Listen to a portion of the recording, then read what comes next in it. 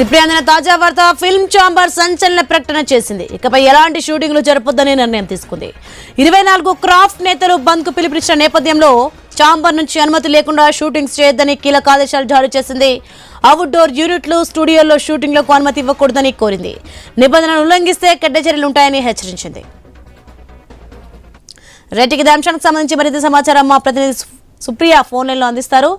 Supriya, film chamber సంచలన ప్రకటన చేసినట్లుగా చూస్తున్నాం. మీపై ఎలాంటి షూటింగ్లు జరపొద్దని నిర్ణయం తీసుకున్నట్లుగా చూస్తున్నాం. దీనికి సంబంధించిన డీటెయిల్స్ ఏంటి? తెలుగు చలనచిత్ర పరిశ్రమలో వేతనాల పెంపుతో అయితే వివాదం తీవ్ర చర్చాంశంగా మారిందనే చెప్పారు. అయితే యూనియన్లకి షాక్ ఇచ్చింది ఫిల్మ్ ఛాంబర్. అంటే ఇకపై నిర్మాతలదే పూర్తి స్వేచ్ఛ అన్నట్టయితే ఒక సంచలనం అయితే చేశారు. అయితే ఈ అంశంపై తెలుగు ఫిల్మ్ ఛాంబర్ కూడా ఒక కీలకమైన ప్రకటన విడుదల చేసింది మీడియాకు. అయితే ఇప్పుడు ఫిలిం ఛాంబర్ లో రోజుకి మాత్రం ఇది గత 5 రోజుల నుంచి అయితే ఇది ఒక రగిలిపోతుందనే చెప్పాలి. దీంతో ఫిలిం ఛాంబర్ అయితే సంచలన ప్రకటన అయితే చేసి ఇకపై ఎలాంటి షూటింగ్లు జరపొద్దని నిర్ణయం తీసుకుంది.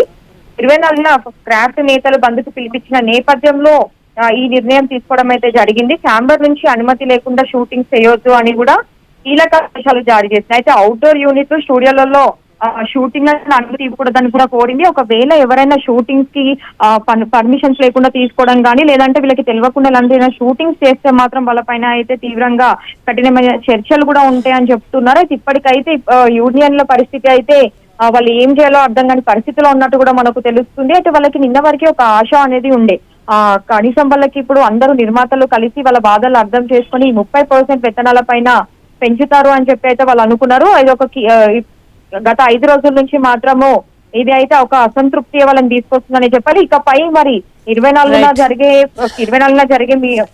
క్రాఫ్ట్ నేతల మీటింగ్ బంద్కి అయితే ఆ రోజు ఏం చేశారనే దానిపైననే ఇప్పుడు అందరూ అయితే వేచి చూస్తున్నారు. అయితే యూనియన్లు మాత్రం వాళ్ళ డిమాండ్లు అయితే ఇంకా అలానే కొనసాగిస్తూనే ఉన్నారు. వాళ్ళకి 30% వేతనం అయితే పెంచాలని కూడా వాళ్ళు చెప్తున్నారు.